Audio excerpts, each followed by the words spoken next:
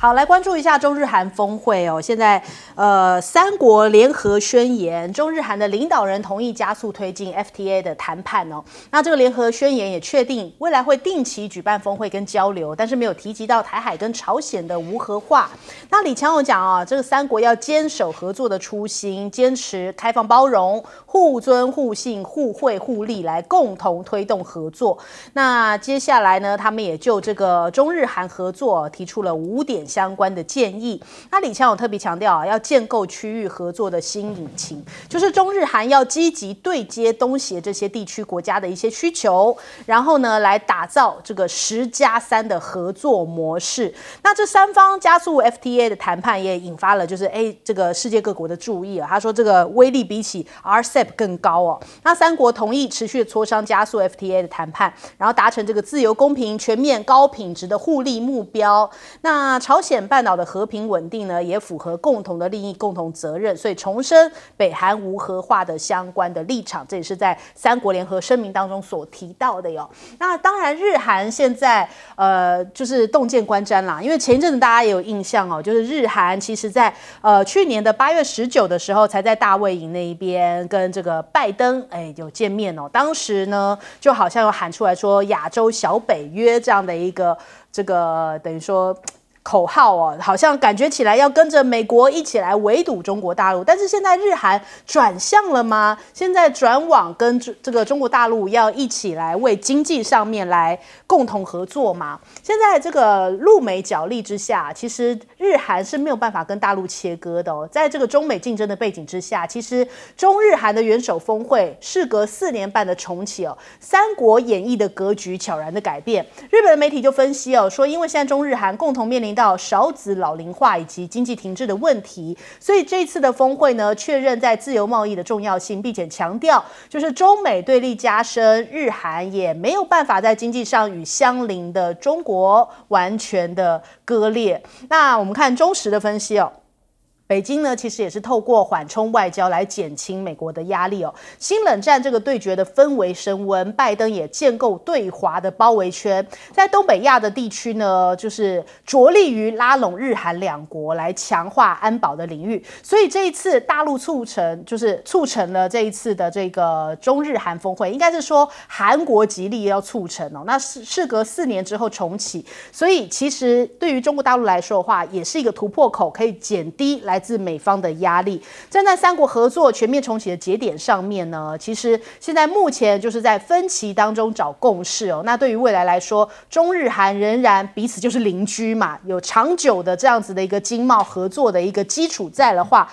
不要再被美国给干扰，才是大家共同三赢的一个局面。那我们另外看看哦，美国当然很紧张。我们刚刚有提到说，去年其实拜登是先找了日韩碰面嘛，那这一回这个中日韩的峰会结束之后，马上就又有一个副外长的会议，是美日韩副外长会议哦，在华府要来登场。是不是美国紧张啦？要赶快听听看日韩你们去跟中国大陆谈成了些什么样的消息哦？就韩联社报道说，这三国呢，我们是要讨论这个北韩的核武以及区域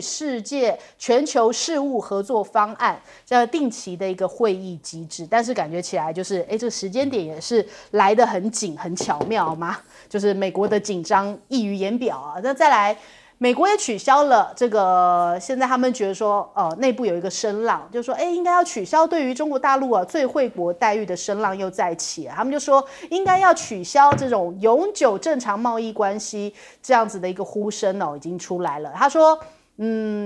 这样子不仅是对于中国大陆发动经济战的一个讯号，也会扰乱全球的经济，所以专家并不建议美国这么做，恐怕会适得其反。那马斯克也讲到说，不赞成就是对于中国大陆的电动车加征关税。他说，我及 Tesla都没有要求啊。他说他感到很惊讶就当美国宣布对于中方加征关税这是抑制自由贸易跟扭曲市场，并不是一件好事情所以他并不赞成这件事。那中国大陆当然也有应对措施他们现在加码了1.5兆元来拼半导体的科技自主。那另外我们来聚焦一件事情就是日经论坛里面有很多的亚洲国家纷纷发言，比方说马来西亚的总理安华，他就说现在目前前的形势，贸易、投资跟技术共享日益遭到相互竞争的大国武器化，很大程度上面其实是损害了发展中国家的利益。泰国的总理赛塔他也讲，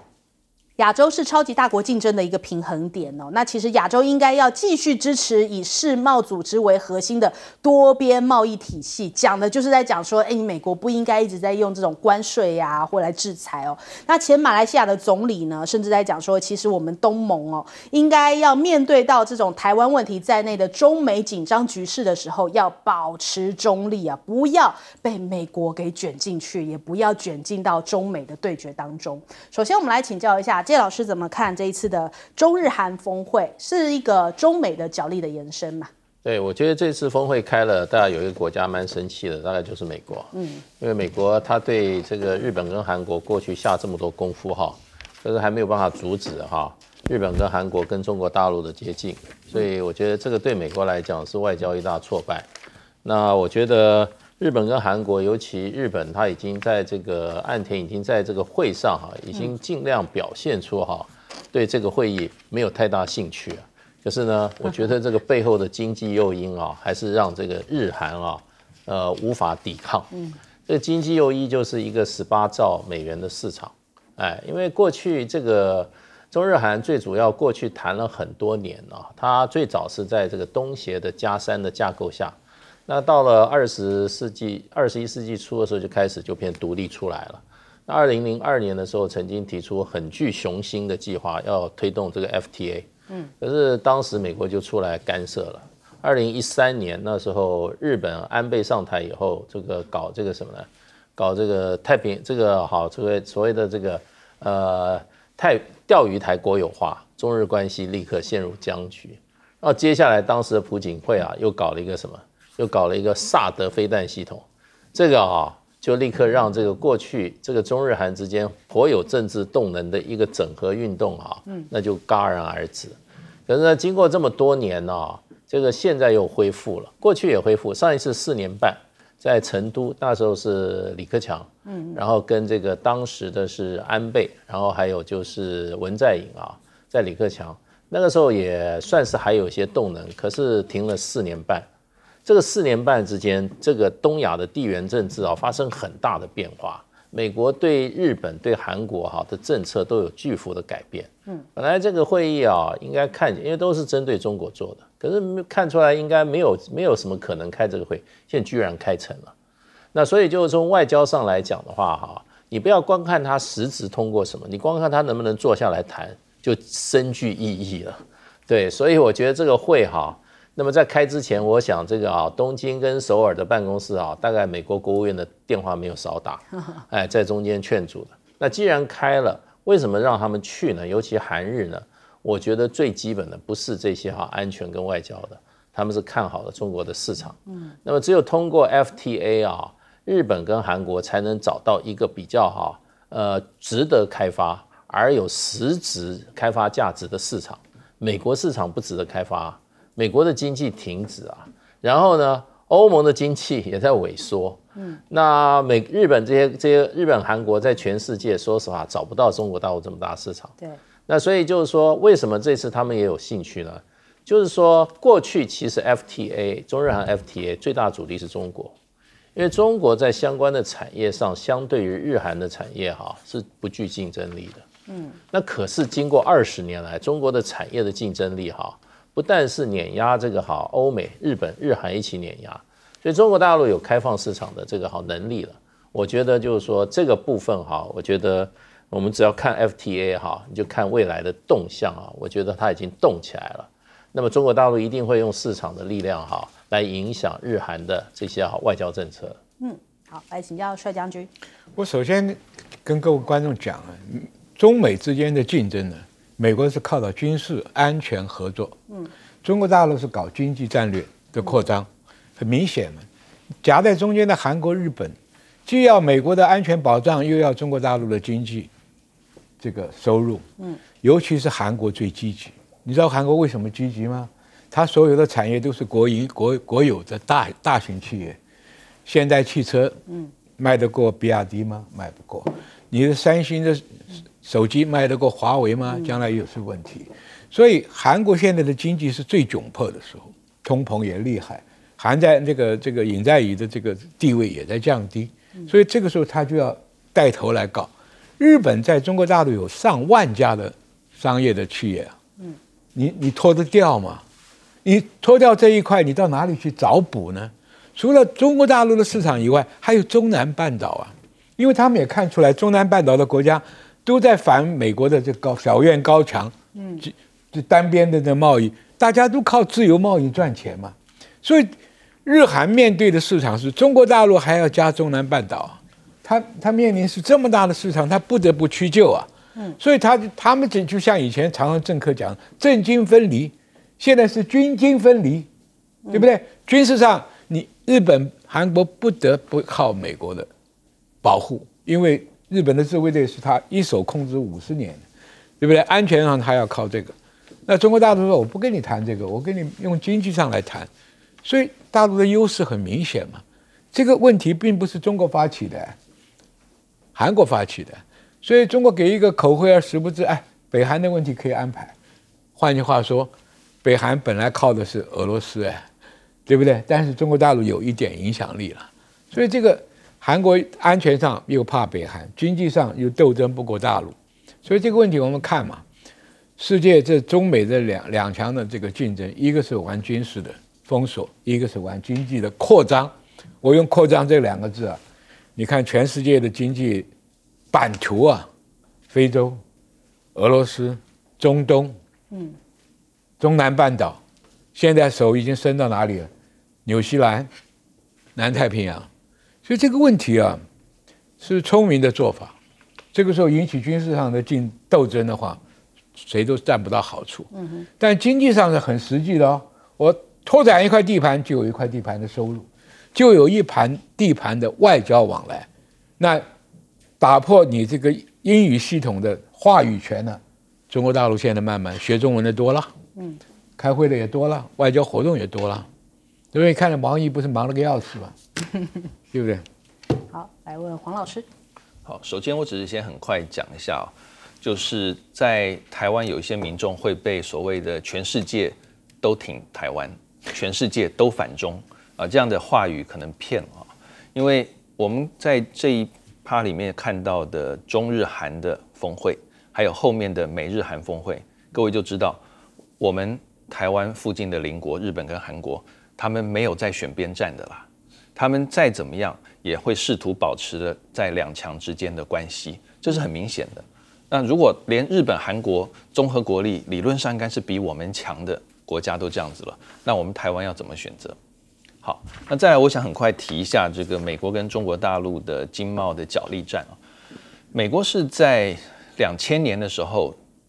给了中国大陆的永久性正常贸易关系，因为在之前呢，美国常常是针对中国大陆的人权，每年要讨论是不是暂时给他一个这个1年性的这种正常贸易的关系那后来从克林顿把人权跟贸易问题脱钩之后呢，美国开始慢慢想说，我就不要每年讨论吧，我干脆一次给中国大陆，就给他这个永久性的正常贸易关系好了。从此，中国大陆跟美国的贸易量激增，而且呢，很多人都认为说，其实中国大陆从美国那边拿到了很多技术还有经济利益的好处。那现在美国为什么提出了说我要废止了？大部分的意见都是说，我发现中国大陆从我这边拿到太多好处了，而且他现在是我最主要的竞争者，我还给他这些正常的贸易关系干什么？我要压制他。所以我们发现到很多所谓对华鹰派的这些经贸界的人士，他们现在逐渐开始要求美国政府撤销这个永久性的正常贸易。其实讲白了就是说，美国觉得这个已经在我这个握他之侧已经太危险了，我要把它压下去，所以我不可以再给他这些过去是正常两个国家之间的这些贸易往来。那至于电动车到底会怎么样，马斯克讲得很白他没有跟美国政府要求过说要对中国大陆电动车增加关税。对，特斯拉公司也没有，因为特斯拉在上海那个超级特斯拉厂，它一年现在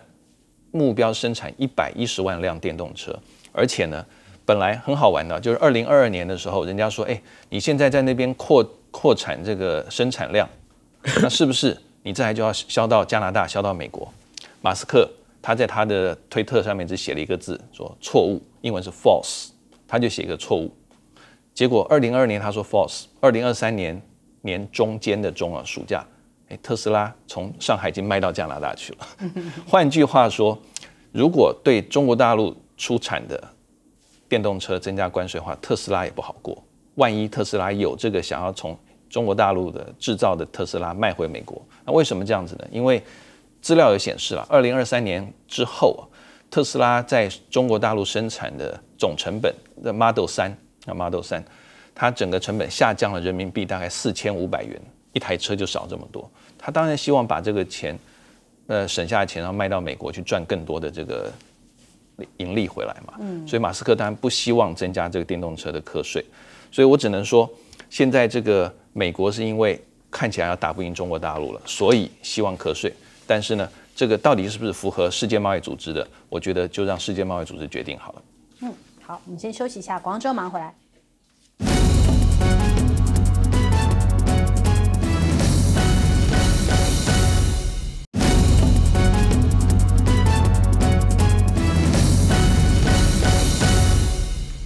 好，以巴的冲突又再度发生了这个新的事件，又再度升温了。以军竟然去炸了这个巴勒斯坦的难民营现在也引爆了全球的怒火。他们这样空袭拉法的难民营，造成了45死249伤。那塔雅胡的讲法是说我们已经尽力了哟，我们已经尽了最大努力了，我们已经撤离了100万不受影响的居民，但是还是发生这样不幸的意外，讲的是不痛不痒但是全世界各国就开始在谴责这件事情你看看这个联合国的机构也在讲说，这个加萨简直是人间地狱。我们直接来看一下这个画面他就形容说，哇，这个画面上面看到这样空袭之后的这个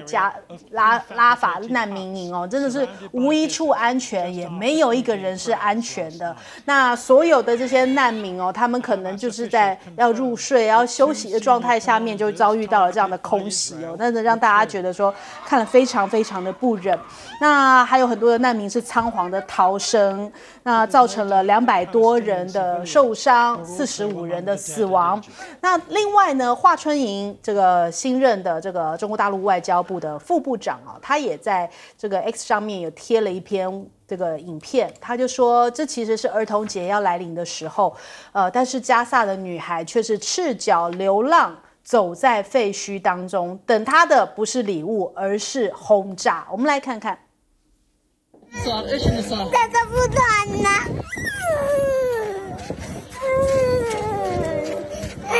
那么说，我在边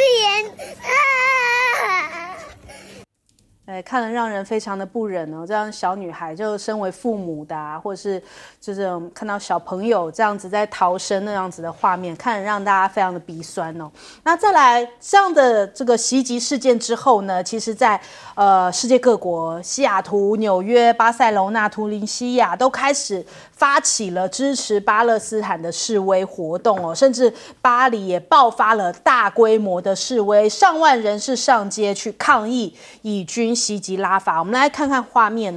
法新社的报道，他讲到说，这些示威者聚集在距离以色列驻巴黎大使馆的数百米之处，然后高呼说：“我们都是加萨儿童，解放加萨，来声援加萨。”大家真的是看不下去了，怎么会这样子朝着难民营来进行空袭呢？怎么会让孩子们是这样子赤脚流浪在废墟里面，哭喊着想要活下去呢？所以让大家非常的愤怒。那马克宏也提到了，以色列的袭击造成拉法很多人流离失所，甚至是死亡，令人非常的气愤，呼吁以色列要立刻停火。那古特瑞斯呢，他这个联合国的秘书长也对于这空袭事件表示关切，也呼吁各方要遵守国际人道主义法来确保平民的安全。喊了半天，世界各国喊了再多，以色列听不见就是听不见照样的继续在攻击这样子这个完全没有办法反抗的这些平民难民们，所以让大家这么的愤怒。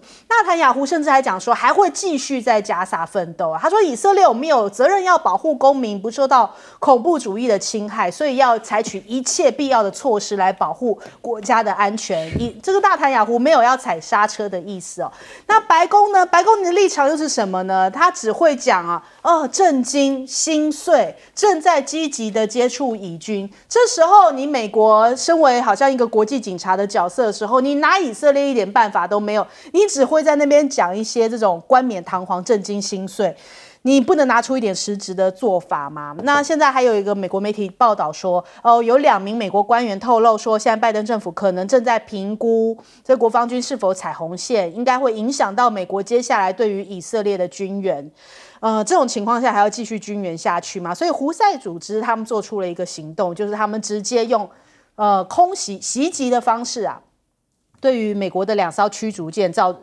成了一些袭击的措施，在他们执行这个巡逻任务的时候去袭击了它，也表达了一些他们的不满哦。那伊朗同样跟这个以色列这个仇还没有解开来，他们现在有说，外媒取得了一些国际原子能总署的机密报告，显示出来伊朗已经进一步提升了浓缩铀库存量，显示已经达到了武器级的水准哦。所以一旦伊朗如果真的采取这样的措施的话，恐怕对于中东来说并不是一件好事，一触即发哦。那现在很多战争，大家已经不指望美国了，因为美国只会讲空话，很多转向希望是不是中国大陆能够出来扮演一个角色。中阿峰会上面呢，王也在峰会上面跟阿拉伯国家的外长提到了这个巴勒斯坦的问题，说要形成中阿共同的声音哦，希望能够赶快结束加萨的冲突来实现和平。大陆的外交部也讲说，因为好像人家讲说，你现在中国大陆在中东很活跃，抢走了美国的风采。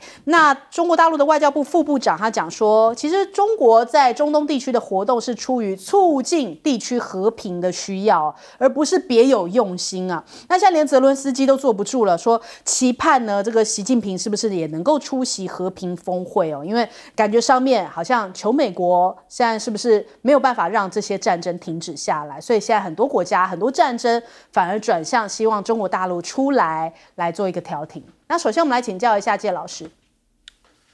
我觉得这个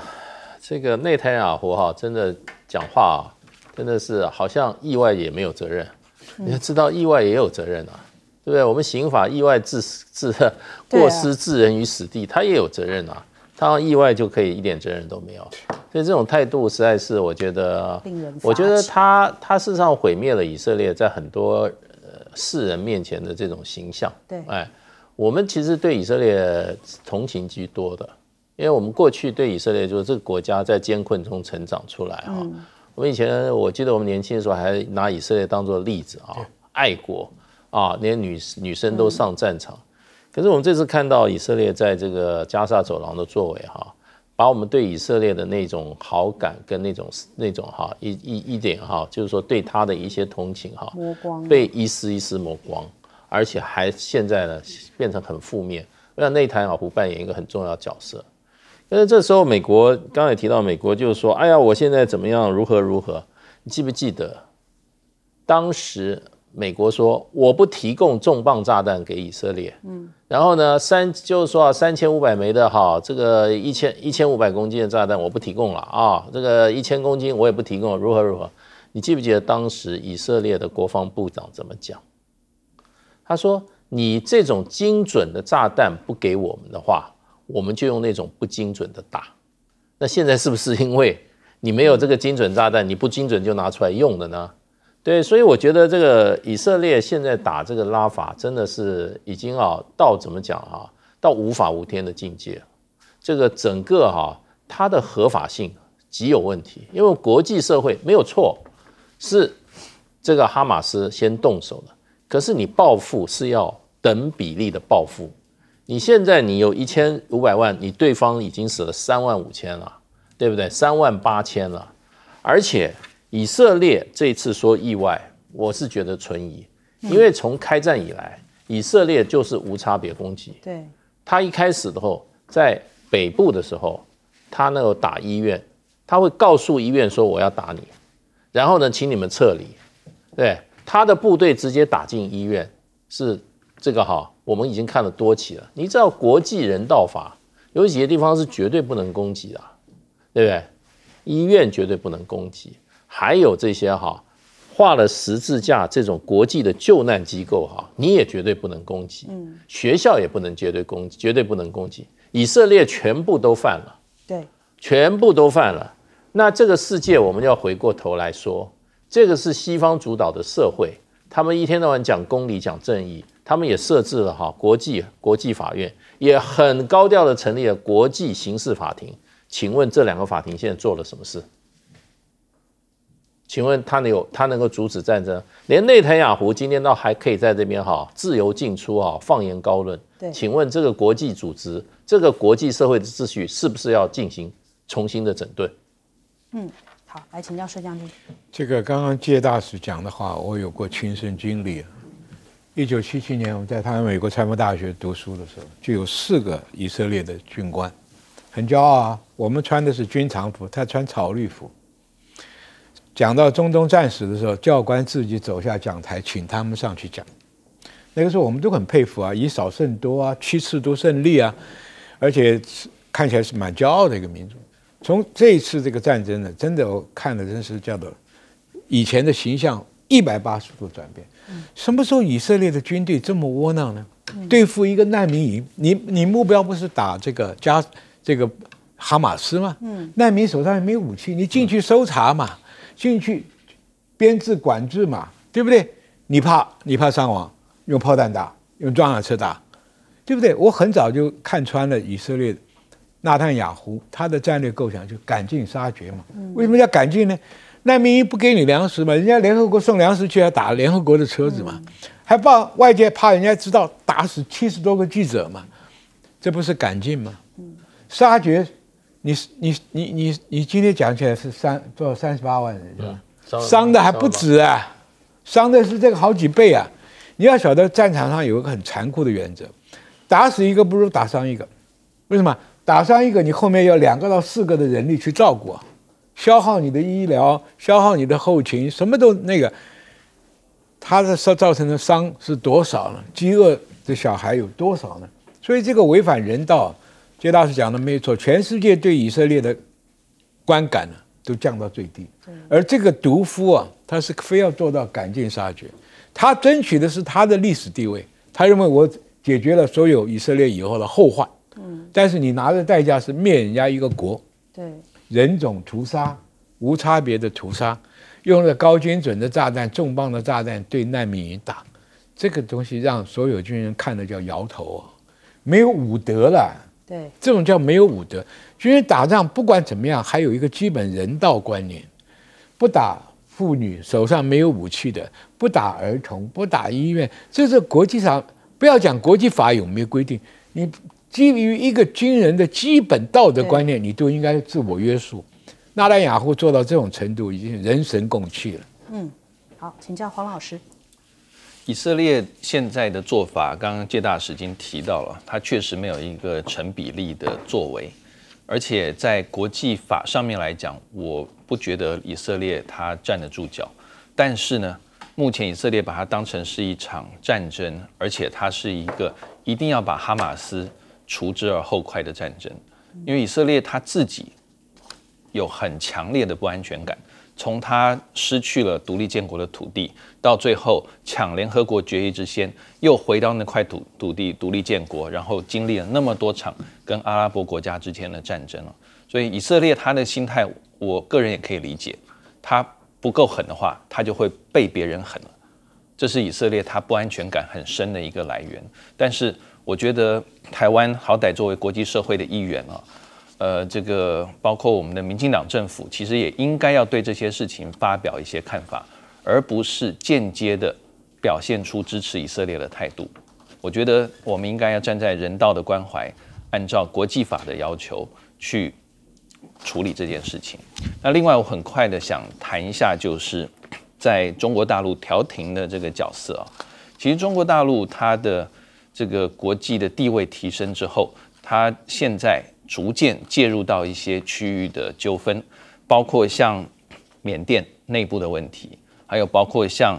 沙烏地阿拉伯跟伊朗之间，他们最后复交的这个努力。中国大陆虽然说不是从头到尾，但是最后呢，收割的在镁光灯下的是中国大陆的外长王毅。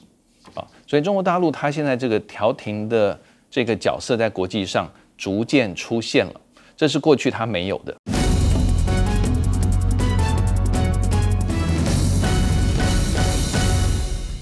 欢迎收看《新闻大白话》，我是主持人翟轩，马上欢迎一下这个阶段加入我们讨论来宾，退役中将帅化明，大家好，前大使谢文吉，翟先好，各位朋友大家好，还有政大外交系教授黄奎博，大家好。好，我们马上来看一下哦，这个美国是真的想要真心的挺台湾吗？我们看到这个众议员麦考尔来到台湾哦，他讲了一番话，说现在美国的外交要很小心，跨越红线将会导致灾难性的战争哦。他说来台之前就接到了陆方的警告哦，要他不要违背一中政策。那的确是有一些红线啊，必须要小心，不能跨越，否则将会导致一场灾难性的战争。因此呢，美国在外交上面必须非常的小心。而针对现在台海的情势升级哦，他就说，其实我们美方并没有希望台海情势，就是希望台海情势是没有升级的。但是呢，他讲了一番话，他说，习近平似乎想要恢复中华帝国，对南海也有企图哦。那另外他还讲说，台湾人民就像美国人民啊。听完我们满头问号，我们什么时候变美国人民了？他说，因为呢，我们的人民民主、自由以及繁荣哦，深具重要性。美国永远是台湾可信赖的盟友。天哪，我们难道变成第51州了吗？他竟然已经把我们当成美国人民啊！我们听完是觉得很诧异，但是会不会有一些台派听得很开心呢？因为像是台湾民政府哦，当时就是台湾在这个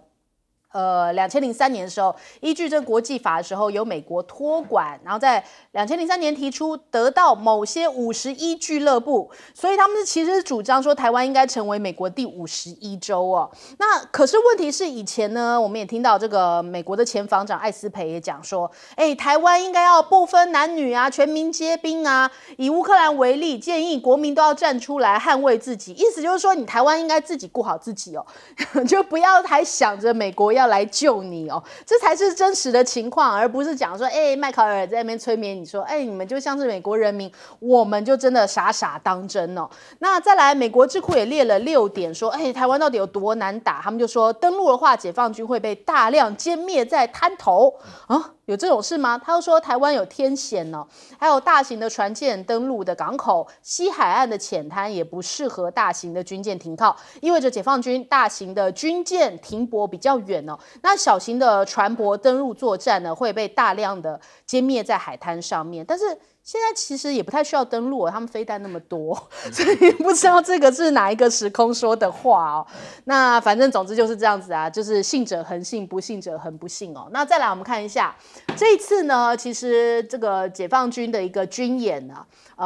联合利剑2024A， 结果被美国的智库公布了一个新的消息哦，就是我们想说已经这2天的军演已经结束了嘛，结果现在事后发现，我们这个国防部公告出来的操演的位置跟中国大陆解放军公告位置有落差耶。我们来看看这张图哦，就是红色的区块呢是解放军公布出来这个联合利剑2024A 的位置，都有进入到我们的临街区，但是我们国防部是绿色的区块啊，都是沿着临街区外围，也就是说，美国发现了这样的一个点，就说，怎么你们自己公布出来的都说没有进来临街区，然后这个是大陆公布的，通通都有进来临街区，到底是怎么回事呢？所以美国的战略国际研究中心哦 ，CSIS 就讲说，在我们的记者会上面，解放军的演习概况图哦，这个操演区的大小我们都是画的比较小，而且都是比较外面。但是呢，解放军东部战区的图哦，好像不是，都是比较大块，而且都有进入到这个临街区。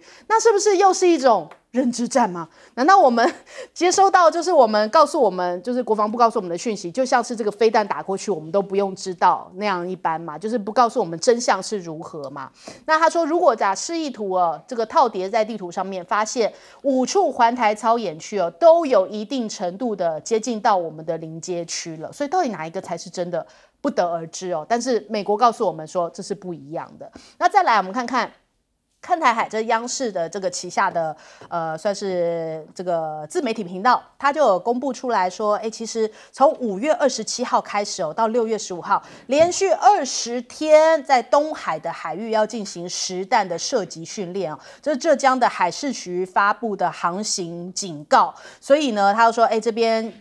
因为有实弹训练，所以禁止驶入，所以这样的一个演习动作还在持续当中。还有解放军也公布了最新无人机现踪在东海哦，日本的战机紧急升空。那他们讲说，解放军一架无人机疑似是这个翼龙10现身在东海上空，就日本的防空识别区里面。那大陆朝东方飞行从大陆朝东方飞行，还改变了航线之后，朝东北方的方向继续飞过去。那随后呢，沿着原航线返回。根据拍摄到照片研判应该就是这个翼龙10无人机，也是大陆现在最新型的这个无人机。还有台海这边当然也是挺紧张的董军今年会以这个新任的大陆的防长身份，然后去到香格里拉这个论坛来出席，也可能会跟这个奥斯汀会见面在5月29号到6月3号，他会去到新加坡，会跟奥斯汀见面，这也大家也非常的瞩目也预估台海局势将会是两人会谈的重点之一。那也有分析讲说这个中美恢复了军事沟通一定谈的就是台湾问题，这是无可避免、无可回避的话题，特别是在这个520之后，这又变成一个重中之重那大家也不希望说有任何的擦枪走火，所以可能中美双方也会在这边会沟通红线底线到底在哪里。那另外南海呢，美菲的军演，他们讲说1个小时就可以抵达台湾。他说美国和这个菲律宾的陆战队已经前进到距离台湾160公里的这个菲国伊特巴亚特岛。华尔街日报讲说，两国陆战队如果持续北进的话，1个小时就可以开抵台湾。那像目前菲律宾最北方的岛屿也增设了海警哨所来因应就是中国大陆解放军的军力。那他们说决定在这边来设立这样一个海警哨所呢，距离也是很近就是大概距离台湾大概是150公里。那中国大陆在南海部署怪兽级的海警船，现在看起来它也要对于这个菲律宾有所因应因为他们说这个是全球吨位最大的海警船5901号，在24号的时候就出现在黄岩岛附近那其实这也呼应着我们昨天有讲到，中国大陆其实现在他们也有一些相关的一些论述，是说他们要把台海、南海问题是一次解决所以如果当他们在南海这边同样也有这一个南部战区的部署，东部战区部署在台海，其实根本没有所谓的美菲1小时还要赶来台湾，他们可能自己要应对这个南部战区都已经来不及了。这个首先我们来问一下帅将军，帅将军怎么看这次麦考尔来讲的这一番话，是真的挺台湾吗？他心虚嘛，他已经体会到踩中国的红线是很危险的嘛，所以这个话表面上看起来是挺台湾，骨子里他也暴露出美国自己面对这个问题要不要中美开仗。那这个问题当然答案很简单嘛，就是鬼话嘛。另外一个51州，台湾老百姓到美国申请一个绿卡多困难，对，美国对移民的反对的态度有多强烈所以这个问题也是鬼扯嘛，可能吗？所以这个问题他要成51州，他就要负担整个台湾的安全防卫，又面临跟中国大陆要不要冲突，所以这个问题根本不要去讨论，这是天方夜谭。下面一个更严重的就是讲，好，美国乐观到什么程度啊？说台湾到处都是海滩，要大量死在滩头上。好，这个问题我就来了，你为什么主张台湾打城镇作战呢？台湾就这么一点部队，全部陆海空军全部加起来16万多，能作战的部队5、6万人，对不对？对，你要打城镇作战，那你海岸是不是开放？那我们当年主张天抵御滩头需要的长城火炮，需要的坦克车，需要的飞弹，你为什么都不给呢？你一样都不给嘛。那你今天照你美国的想法战略思考，我们去打城镇作战，主力兵队你放到城镇，你海滩是不是开放？尤其现在，当年我们的作战构想是击敌于毁敌于滩头，击敌于海上，我们战略构想。那你要卖我们战略构想的武器给我们，才能做到这个事情呢。那你现在不给你武器，又把我们的兵力又缩减，滩头还是城镇2选1，对不对？还有一个问题，现在解放军的实力已经大到说，第一轮的空军导弹、火箭弹已经把我们所有对海上歼敌的长程的这个飞弹呢都摧毁了。开放一个港口，它的滚上货轮源源不绝的上来，那怎么办？所以这些讲话的人既外行，我们搞台湾防御这么多年很清楚嘛。我们当年就是海上尽量用飞弹、用船、用空军去打，现在我们的空军又起不来，炮刀一被炸了，空军起不来，海军的舰只吨位又比解放军小，你的这个反舰飞弹也比它少，所以海优、空优都没有，只有最后滩头决战，你也不给武器，你跟乌克兰一样嘛。你只准在你自己这乌克兰打，对，不准你打到俄国去。我们现在有遥攻到中国大陆的武器吗？没有。我们讲的先制攻击的飞弹没有。所以这个东西，看看乌克兰模式就知道美国人怎么操控一个战场的想法。所以这个问题啊，你看他后面没有办法了，你全民皆兵，所有人都去当炮灰，能够消耗一个解放军就算消耗一个，这就是美国的目的嘛。所以司马之招，招之心呢，路人皆知。第三个，我现在很担心是那个翼龙。翼龙可以飞多少？15000公尺。它飞得这么高，航程可以延续，可以6000公里，可以挂在天上20个小时。它身上也可以挂7种导弹，有空对空的、空对地的、反辐射的、雷达的。这个东西我们不要把它当个侦察机我们的爱国者天宫天剑都达不到那个高度他选择目标以后，他来一个斩首攻击，你真是防都没办法防啊！所以你不要小看他是个侦察机但就是我们古代讲的千里眼、顺风耳还带有这个自天而降的这个武器所以这个东西不要小看，是一架无人机它的功能已经可以代替一个空军的先进战机了。所以这个问题，台湾面临这个险境老百姓既无知也无惧，怎么死的都不知道，这是最恐怖的事情。好，来请教介老师。对，这个迈克尔他是共和党的所以他比较不承担这个现在这个民主党政府对台湾的这个政策的完全的责任嘛，所以他讲话尺度就比较大一点。而事实上的话，他讲的不是很清楚嘛，美国自己要小心对，那这个他也不敢踩红线中国大陆警告他，对不对？他能怎么办呢？对不对？他还不就是说要怎么讲？要美国要非常非常的小心，不要陷入一场灾难性的战争嘛。这讲了，他就敢比较讲实话，他是共和党。不过他讲这个说美国永远是台湾可信赖的盟友。美国可不可信赖我们就说，难道我们都这么健忘吗？就是说阿富汗那些美国的朋友呢？对，美国撤退的时候，那阿富汗的朋友，对不对？忠于美国的，对不对？然后呢，跑到那个飞机上，那个飞机飞上去，那个人从飞机上掉下来那个镜头，我们都还看得清清楚楚的那再远一点，可能年轻朋友不记得，可是我印象很深刻越南美国从越南最后撤退的时候，在美国大使馆上面那个飞直升机下面排队排了满满的人，都是美国的朋友对不对？都是在这个越战的时候跟着美国并肩作战的盟友结果呢，他们的感觉是什么？我们不要讲别人了，讲台湾就好了。1979年之前，我们跟美国是什么关系？到1980年1月1号，我们跟美国什么关系？1979年，我们跟美国中华民国美国是正式的邦交国美国在台湾有大使馆对不对？还有驻军美军总部。现在年轻人不知道，你去那个信义路看看，那块叫美军总部。现在那个台北圆山的那个整个的花博博物馆，那全部是美军总部东区我们的清泉岗基地是美军基地对，清泉岗在越战的时候 B-52空炸机在那边每天起飞去炸越南那美国我们是很信赖他可是1979年，对不对？他对台湾做了3件事情，这是可信赖的吗？断交、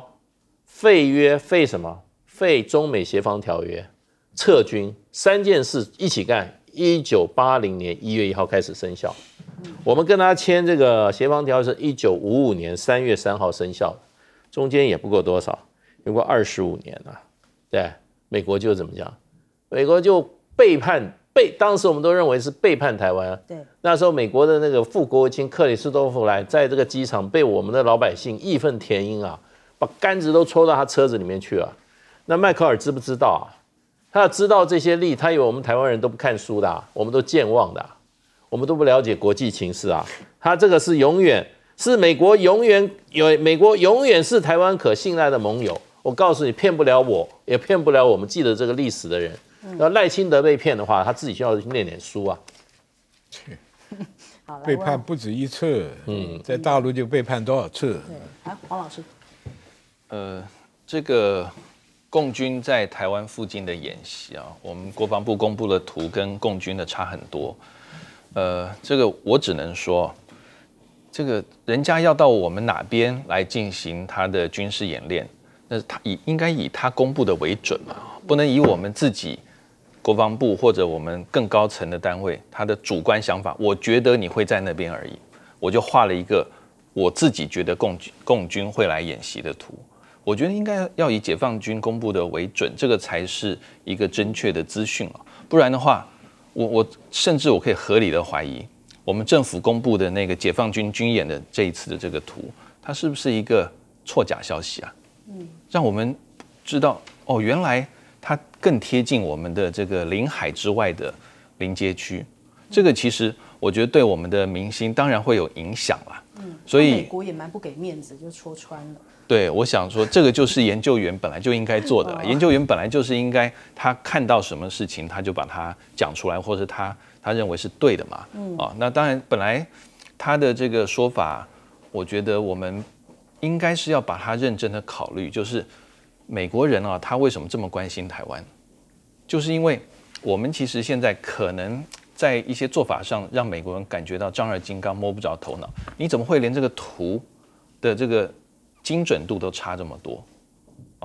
那我们现在看到解放军他这样的一个这个图示呢，当然我刚刚说我们政府把它画得更外面一点或更小一点等等的，当然你也可以说，哎，我们政府是为了让人民不要太担心啊，我就把这个中共演习的框框画得远一点。那如果这样的话，我只能说谢谢政府，您用心良苦但我还是觉得作为一个研究人员，我觉得政府应该要把图画准，让我们知道事情的真相是什么。那另外呢，我也觉得很奇怪就是这个抗中保台喊的这个想到这个震天价响的这种民进党，为什么在军演的时候，而且人家的图都画到我们这边来了，但是其实我们政府的反应呢，仍然是相对的低调。这样子的话，我不觉得这是一个所谓抗中保台的好做法，甚至我都会怀疑我们政府他到底遇到解放军这样子亲门踏户的时候，我们政府到底做了什么事情？那最后我还是必须讲说，如果解放军的图已经离台湾画都这么近了，那这么2天来我们都没有收到任何的手机的警讯，反而过去不是发射飞弹的时候我们会收到手机的警讯。那我们政府它的国安判断到底是什么？其实我还蛮担心的。好，我们先休息一下，广告之后马上回来。